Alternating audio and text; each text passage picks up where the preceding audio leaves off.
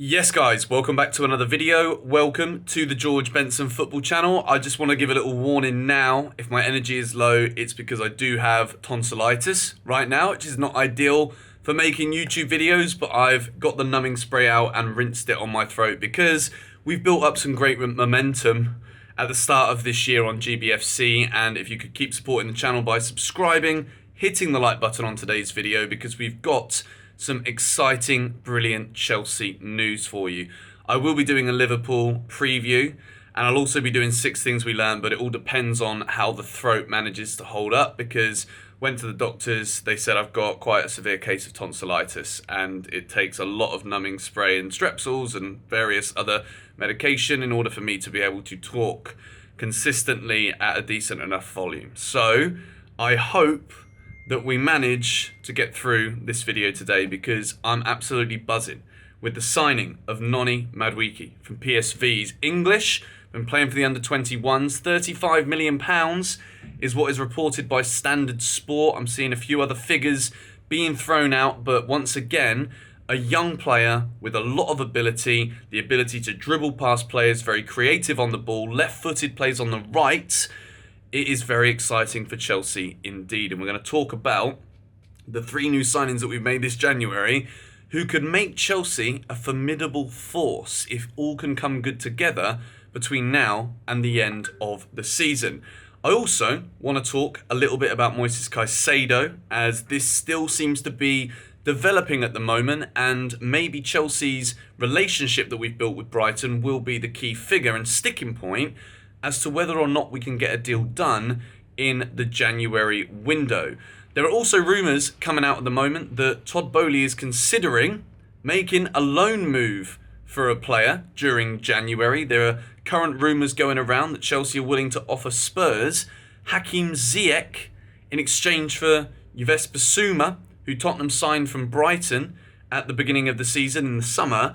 And since then, Antonio Conte, you'd think that maybe Bissouma would be a player that fits Antonio Conte's style of football, but he's not getting a sniff at Spurs. So my question is, why would Chelsea want to go and get a defensive midfielder who clearly a top-class manager like Antonio Conte doesn't even want to use in a Spurs team that never really achieve anything, are in an awful run of form, and yet he still doesn't get a sniff in the team?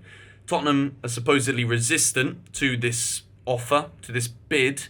And to me, I think this is poor business from Chelsea. I think Moises Bissouma has shown that from the step from Brighton to a different club, it doesn't work. Maybe it's just Tottenham. Maybe, I wouldn't want to play there either. Even if I was getting paid 100 grand a week, I probably wouldn't put the shirt on. So I can totally understand it, but I do think Chelsea would be better off not shortfalling any bids that we make for defensive midfielders in this January window. If we want to solve that issue now, which I strongly believe we should, I think you can't skimp on these kind of players, because we've been used to N'Golo Kante, who looks as though now he's back in individual training. N'Golo Kante should be ready for the Champions League knockouts. That could make a massive difference to Chelsea's only chance this season of a trophy, and maybe even getting Champions League football next season. Not saying we're going to win it. Need to see a lot more first, but who knows? Crazier things have happened in crazier seasons. So yeah, at the moment, it's looking as though the central defensive midfield position, Moises Caicedo, is still the #1 target that Chelsea have. We're going to get up the news here. Sky Sports News: Chelsea leading the race with 2 other Premier League clubs for the signature of Brighton midfielder Moises Caicedo. Brighton, and this is basically the same news that's being regurgitated every single day, Brighton now want 75 million plus for Caicedo in January. Their CEO, Paul Barber, tells me the club understand if Caicedo wants to move, but won't sell in January unless their valuation is met. CFC have an excellent relationship with Brighton and have tested the water around £65 million in what I understand to be a verbal bid. Now, the Madueke deal, we're going to talk about this one in a minute. So there is also a couple of other options that Chelsea have in the middle of the park. Obviously, Juventus might be looking to offload Weston McKennie during this January window. There were rumours that Barcelona might have been in for Weston McKennie, which would have freed up space for Frank Kessie to be sold, a free agent from last summer. Barcelona signed him. It hasn't really worked out for him, and Weston McKennie is not on Chelsea's radar, but Frank Kessie could well be looked at as an option. And the thing I have an issue with this is Chelsea currently have a problem in these positions. And there are only a handful of players who have got the quality and ability to immediately come in and elevate Chelsea's performance in this level of the field, such as a Jude Bellingham, an Enzo Fernandez, maybe a Moises Caicedo. These kind of level of players would immediately elevate the Chelsea team. Players like Yves Bissouma, Frank Kessie, who are not getting a lot of football, who are out of favour at their current clubs, are they going to be good enough if they can't cut it at Tottenham, Barcelona, to get Chelsea to where they need to be? That is the question I have for you guys in the comments down below. Let me know your thoughts on that one. But the big news that dropped last night whilst I was nursing my throat in bed is that Chelsea have completed the signing of Noni Madueke from PSV. It is a case of today, as in Friday.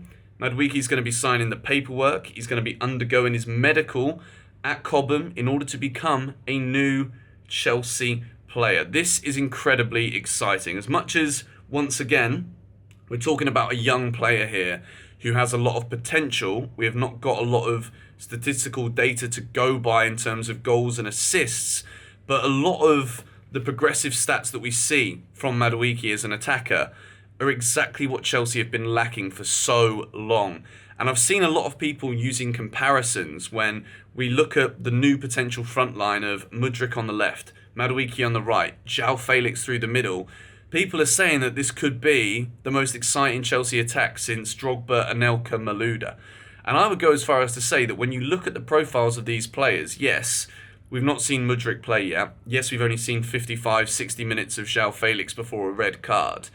But Chelsea have been so impotent for so long.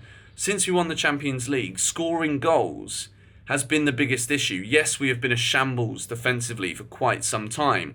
But Chelsea have needed players with a bit of a spark, players with the ability to actually drive and take players on. One of Madueke's best stats is the amount of touches he gets in the opposition's penalty area. So for a player that plays out wide, he cuts in from that right-hand side onto his left foot, and I think he could be such an exciting talent. He's also a homegrown player as well, and this isn't about English bias or anything like that, but obviously Chelsea do have to hit a certain quota of English players in the squad. I think that this is a really, really good deal for us. I think when we're talking about finances in football nowadays, yes, once again, this is another signing that means Chelsea verge closer and closer to exceeding FFP. So in order for us to be able to continue to spend money, which we really need to do, on a midfielder and right-back replacement, Chelsea are probably going to need to offload players.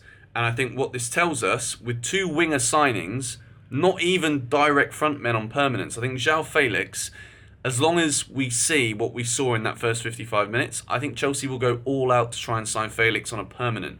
Atletico Madrid just announced the signing of Memphis Depay from Barcelona, so that's a direct replacement for Felix. That's a permanent transfer.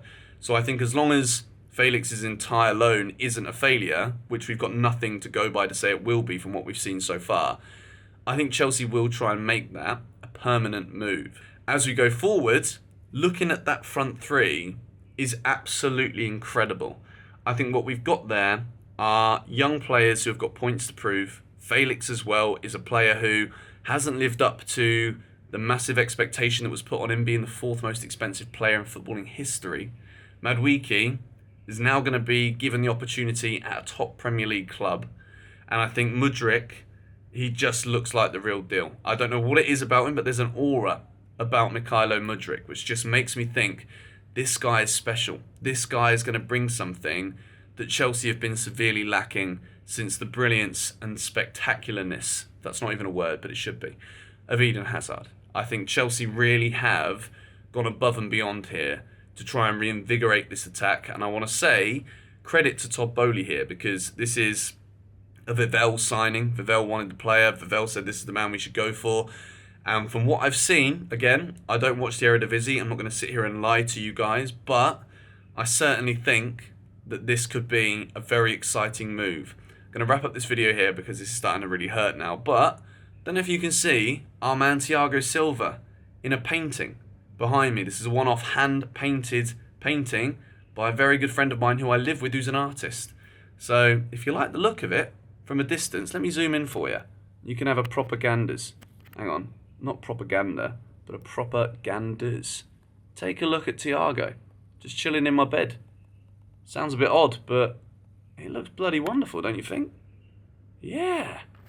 Anyway, gonna wrap up this video here. It's very close to my face right now, but considering I've got tonsillitis, I think I've managed to do a decent job to get this one done for you. So hit the like button if you enjoyed it. Subscribe if you are new. Come on, you Blues.